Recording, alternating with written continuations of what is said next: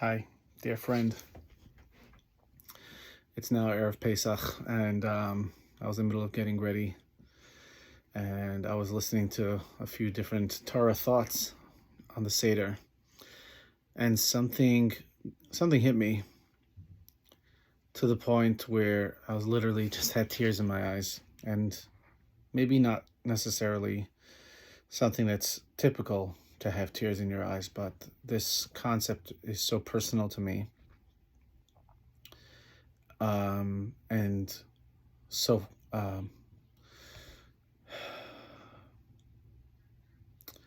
so fundamental and profound. So I'm taking the time to share it. This day, Tes Vav, Tes Zayin, Nisan, before Yetzias Mitzrayim, was just an ordinary day. There was no there were no people getting together. There were no celebrations. There was no matzah, no maror, and no Haggadah, and no insights, and no thoughts. And with that, no consciously accessible possibilities. What is consciously accessible possibilities? If I have $1 million in my bank account and I don't know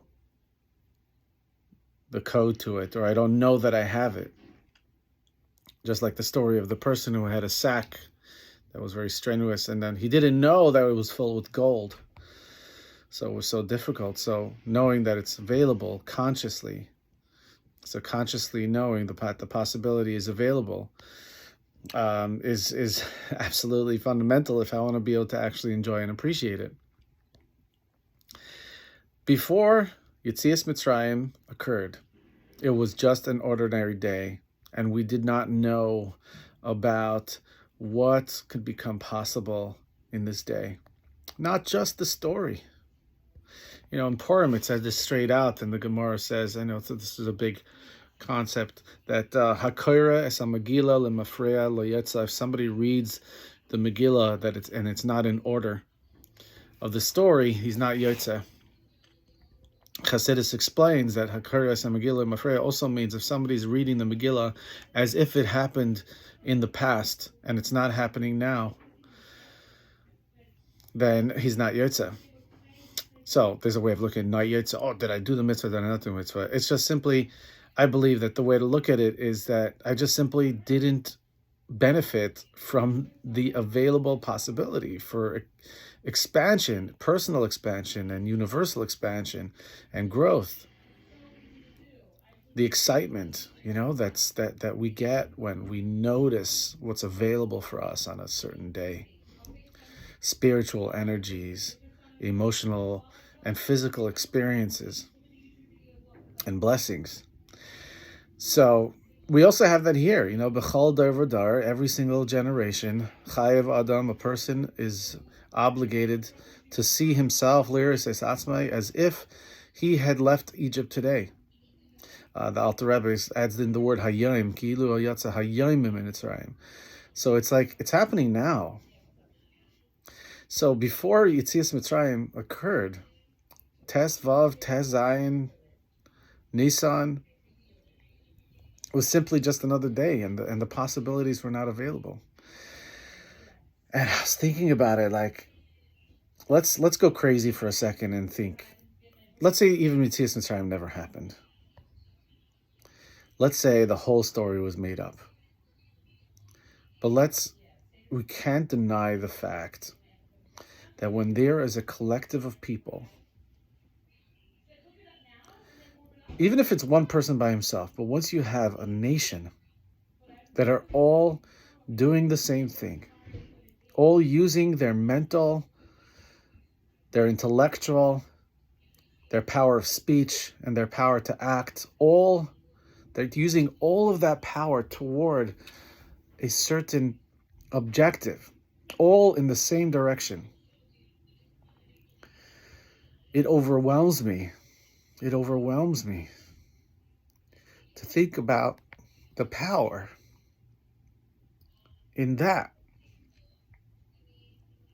So many lives are affected by these 2 nights. A dinner is not just a dinner. It's infused, and it manufactures so much meaning and memories and insights and growth and harmony.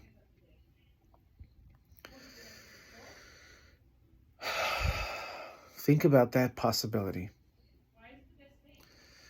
when